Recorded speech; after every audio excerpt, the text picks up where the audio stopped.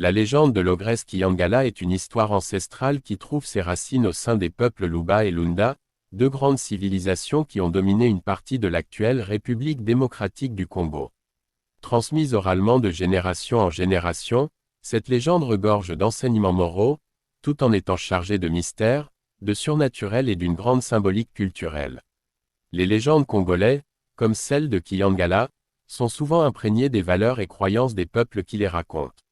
Dans les sociétés Luba et Lunda, les esprits de la nature, les ancêtres, ainsi que les forces invisibles occupent une place centrale.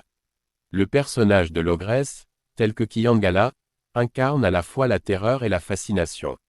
Elle symbolise non seulement les forces destructrices de la nature mais aussi les dangers qui guettent ceux qui s'éloignent du chemin de la sagesse et du respect des traditions.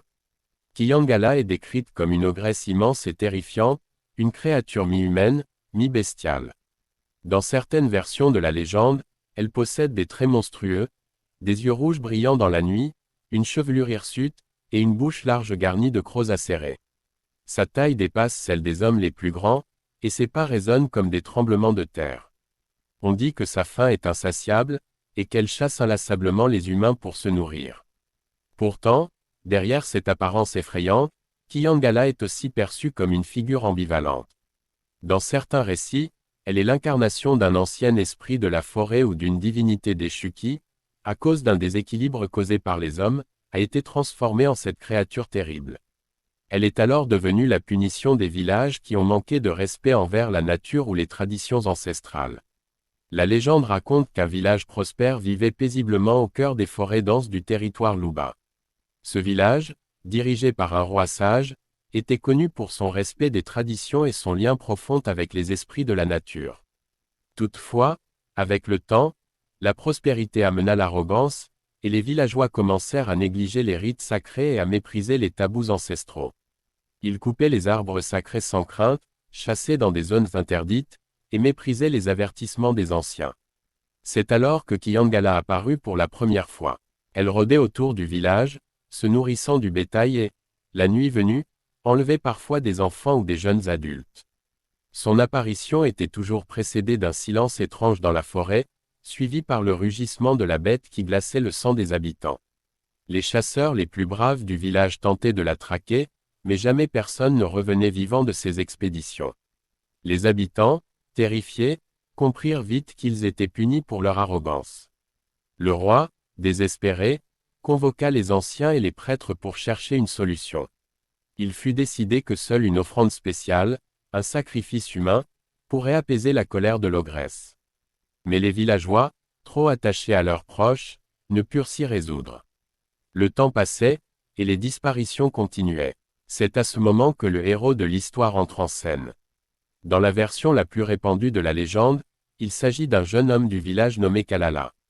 Courageux et déterminé, il refusa de croire qu'aucune solution ne puisse être trouvée sans verser du sang innocent. Kalala se proposa donc de partir seul à la recherche de Kiyangala pour tenter de comprendre la raison de sa colère et la convaincre de laisser le village en paix. Kalala, armé uniquement d'une lance et de son courage, s'enfonça dans la forêt. Après plusieurs jours de marche, il arriva dans une clairière où se trouvait une grotte immense, noire comme la nuit. C'était là que Kiyangala résidait. Le jeune homme, bien qu'effrayé, s'avança vers l'entrée de la grotte et appela l'ogresse. À sa grande surprise, Kiyangala émergea doucement de l'ombre. Elle n'attaqua pas immédiatement, mais resta là, immobile, le dévisageant de ses yeux rouges perçants. Plutôt que de combattre, Kalala choisit la voie du dialogue. Il s'adressa à Kiyangala avec respect et lui demanda pourquoi elle tourmentait son village. L'ogresse, après un long silence, commença à parler d'une voix rauque et caverneuse. Elle révéla que les villageois avaient rompu le pacte ancien qui liait leur peuple à la forêt et aux esprits qui y résidaient. Les arbres sacrés avaient été coupés, et les animaux sacrés chassés sans respect. En tant qu'incarnation de la colère des esprits, elle n'avait d'autre choix que de les punir. Kalala, écoutant attentivement, comprit que la seule manière de sauver son village était de restaurer l'équilibre. Il proposa alors un marché à Kiyangala. Il retournerait au village et convaincrait les siens de réparer les torts commis, en échange de quoi elle cesserait ses attaques. L'ogresse, impressionnée par son courage et sa sagesse, accepta le marché. Kalala revint au village et raconta son aventure aux anciens et au roi. Au début, les villageois furent sceptiques, mais après les avoir persuadés des conséquences de leur négligence, ils acceptèrent de rétablir les anciens rites. Ils organisèrent une grande cérémonie en l'honneur des esprits de la forêt, plantèrent de nouveaux arbres sacrés et promirent de respecter à nouveau les tabous. Kiyangala, fidèle à sa parole, ne revint plus jamais tourmenter le village. Cependant, la légende raconte qu'elle continue de veiller depuis sa grotte, surveillant les hommes pour s'assurer qu'ils ne sombrent pas à nouveau dans l'arrogance.